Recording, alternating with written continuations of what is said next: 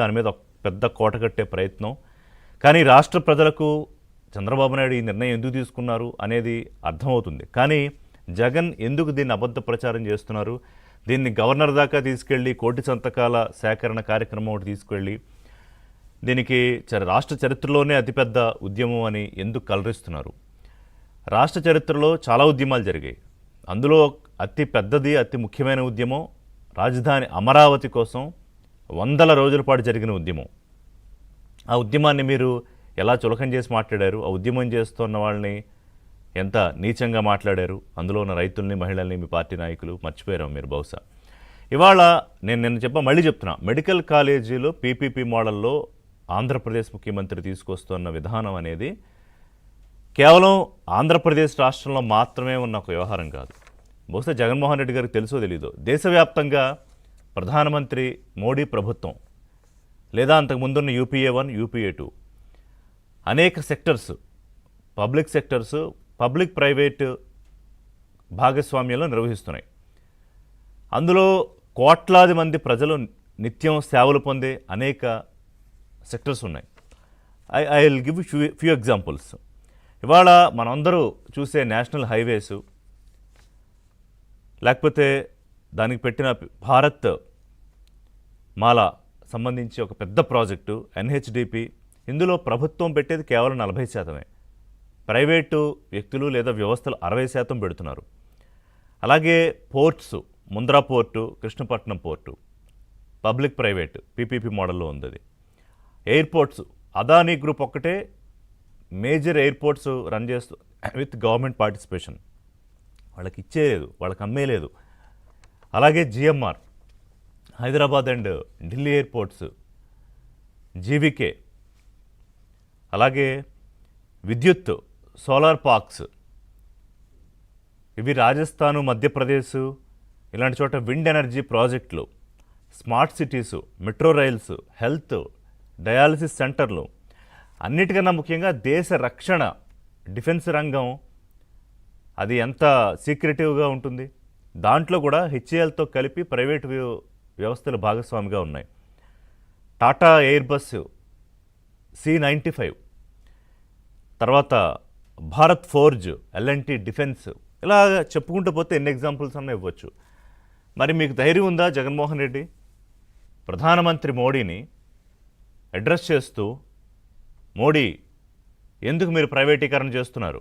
అసలు మీరు వైజాగ్ స్టీల్ ప్లాంట్లో అంత చర్చ జరిగినప్పుడు మాట్లాడారా? మీకు ధైర్యం ఉందా కేంద్రాన్ని ప్రశ్నించే ధైర్యం? ఇవాళ కూటమి ప్రభుత్వం వచ్చాక కదా దానికి నిధులు తీసుకొచ్చి దాన్ని బలోపేతం చేసే ప్రయత్నం చేసి ముందుకు తీసుకెళ్తున్నారు. ఇదొక అంశం. నిన్న ఆయన రుషికొండ గురించి మాట్లాడుతూ, నేను 230 కోట్లు 250 కోట్లు ఖర్చు పెట్టాను, విశాఖకే తలమానికంగా ఏది ఆ రుషికొండకు బోడిగుండు కొట్టేసి డిప్ కటింగ్ చేసి కట్టిన బిల్డింగ్ గురించి ఆయన చెప్తున్న గొప్పలు. ఒక 7 స్టార్ హోటల్ కట్టండి, మీరు పుతిన్ వస్తే ఉంటాడు, ట్రంప్ వస్తే ఉంటాడు, రాష్ట్రపతి ఉంటారు అంటే కట్టండి, ఒక బ్రహ్మాండమైంది. కానీ మీరు ఇందులో ఇది ఎవరి కోసం కట్టుకున్నారు? మీరు ఇది తెలియదు అనుకుంటున్నారు ప్రజలకి? మీరు వైజాగ్ దుకాణం మార్చేద్దాం అనుకున్నారు కదా మకం, అక్కడ మీరు ఉండడానికి కట్టుకున్న ప్యాలెస్ కదా ఇది. ఇప్పుడు దానికి కలరింగ్ వేస్తే ప్రజలకు అర్థం కాదా పుతిన్ ఉంటాడు, లేకపోతే ట్రంప్ ఉంటాడు, లేకపోతే జిన్పింగ్ ఉంటాడంటే? అంటే ఎవరిని మభ్య పెట్టాలనుకుంటున్నారు మీరు? రాష్ట్ర ప్రజలు మభ్య పెట్టడానికి 5 ఏళ్ళు ప్రయత్నం చేస్తే చాచి కొడితే ఎక్కడ పడ్డారు? ఇప్పుడు 151 నుంచి 11 పడ్డారు కదా. ఆ తర్వాత కూడా మీ యాటిట్యూడ్లో మార్పు రాలేదు.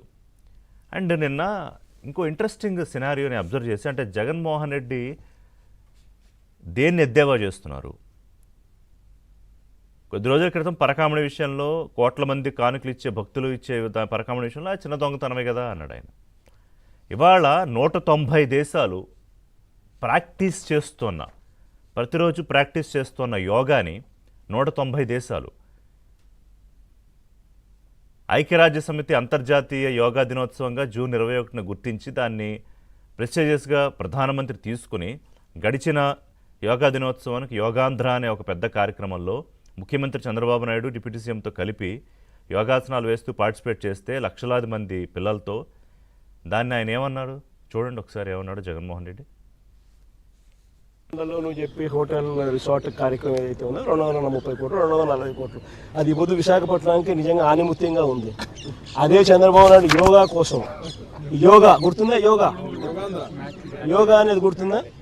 ఒక్కరోజు ప్రోగ్రామ్ యోగాకు ఖర్చు పెట్టిందంట 330 కోట్లు. 330 కోట్లు కనీసం నేనన్నా 240 కోట్లు పెట్టి బ్రహ్మాండమైన బిల్డింగ్ కట్టి విశాఖపట్నానికి తలమానికంగా ఉంది ఆ బిల్డింగ్. ఈ పొద్దు కూడా పోయినాను అనుకో, ఆ బిల్డింగ్లోకి ఎవరైనా పోయి చూస్తే విశాఖపట్నం అంతా పోయిన టూరిస్ట్ ప్లేస్ కింద కనపడుతుంది.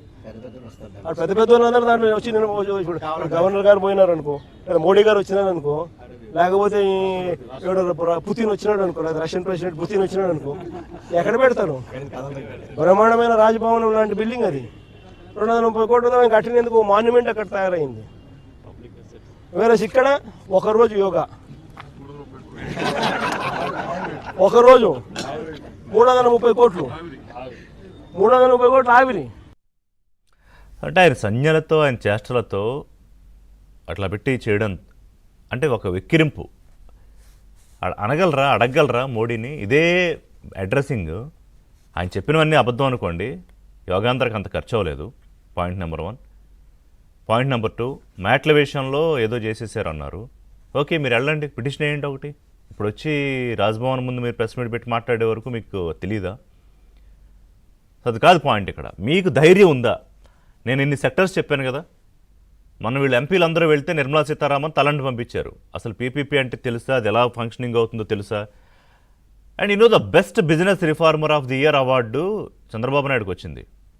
ఎకనామిక్ టైమ్స్, ద ప్రముఖ జాతీయ మీడియా, ఆయనకి ఇవాళ అవార్డులు కొత్త కదా. ఆయన చాలా అవార్డులు వస్తే నేను తీసుకోలేదు, లేకపోతే డాక్టరేట్లు ఇస్తానంటే నేను తీసుకోలేదని చెప్పారు. పని చేసుకుపోవడం తప్ప. అంటే ఎందుకు చెప్తున్నానంటే, ఒక నాయకుడు విజన్కి మీరు చెప్తారా పరిపాలన ఎలా చేయాలో, కాలేజీలు ఎలా కట్టాలో? నిజంగా మీకు ప్రేమ ఉంటే మీరు ఎందుకు కట్టలేదు మెడికల్ కాలేజీలు? ఇప్పుడు ఈయన బెదిరిస్తున్నాడు, ఈ మెడికల్ కాలేజీలకి ఎవరైతే ప్రైవేట్ వచ్చి టెండర్లు వేస్తారో నేను వచ్చి రద్దు చేస్తా అని, నేను వచ్చాక పూర్తి చేస్తా అని మీరు ఉన్నప్పుడు ఎందుకు కట్టలేదు? 5,000 కోట్లే కదా, 1,00,000 కోట్ల బడ్జెట్లో ఎందుకు ఇవ్వలేదంటే మీరు ఎందుకు ఇవ్వలేదు? And mother of all scams ఇది, ఫాదర్ ఆఫ్ ఆల్ స్కామ్స్ అనే ఒక అవార్డు కనుక పెడితే, ఇప్పుడు బిజినెస్ రిఫార్మ్స్ అవార్డు వచ్చింది కదా, రిఫార్మర్ ఆఫ్ బిజినెస్ అవార్డు చంద్రబాబుకి, ఫాదర్ ఆఫ్ ఆల్ స్కామ్స్ అని అవార్డు పెడితే ఐ బెట్ ప్రపంచ స్థాయిలో జగన్మోహన్ రెడ్డి తప్ప అవార్డు ఎవరికి రాదు. I bet through this debate. అది మీ స్థాయి. ఇవాళ మీరు ఎవరిని ఇందులో ప్రశ్నలు ఉంటే మాట్లాడదాం. ఇది ప్రైవేటీకరణ కాదు, it's a PPP model, public and private participation. Government hospitals అంటే ఎప్పుడు ఆ మురికి కోపాల్లాగా ఎలకలు కొరికేస్తూ, వైద్యం సరిగ్గా అందక, ఇన్ఫ్రాస్ట్రక్చర్ సరిగ్గా లేక, ఇన్ఫ్రాస్ట్రక్చర్ ఉన్న వాడక, ఊరికే జీతాలు తీసుకుంటూ ఇలా ఉండాలా? ఇవాళ హై అండ్ ఇన్ఫ్రాస్ట్రక్చర్తో ప్రభుత్వ మెడికల్ కాలేజీలకు అనుసంధానంగా ఉండే హాస్పిటల్స్లో వైద్యం జరుగుతుంది. విద్యార్థులకు ఎక్కువ సీట్లు వస్తాయి. జగన్ గారు చేసిన ఘనకార్యానికి 1000 సీట్లు పోయాయి, మెడికల్ సీట్లు 5 ఏళ్లలో. అదిగో ఆయన చేసిన ఘనకార్యం అదే మెడికల్ కాలేజీలకు సంబంధించి. అంటే అంత కాన్ఫిడెంట్గా ఈయన అబద్ధాన్ని అంత చెప్తూ ఉంటే కూటమి నాయకులు ఏం చేస్తున్నారు? ఈయన కోర్టు సంతకాలు పెట్టిస్తాడు, అందులో ఏమున్నాయో తెలియదు. వ్యాన్ల కట్టలు పెట్టుకుని గవర్నర్ గారి దగ్గరికి నిన్న వెళ్ళడం. పట్టుమని ఆయన దగ్గర పనిచేసిన పెద్ద నాయకులు 10 మంది లేరు ఆయన వెనకాల. ఆయనకు అర్థమవుతుందా జగన్ రోజు రోజుకి ఎక్కడికి పడిపోతున్నాడో ఆ కుటిల బుద్ధితో? I want to discuss today.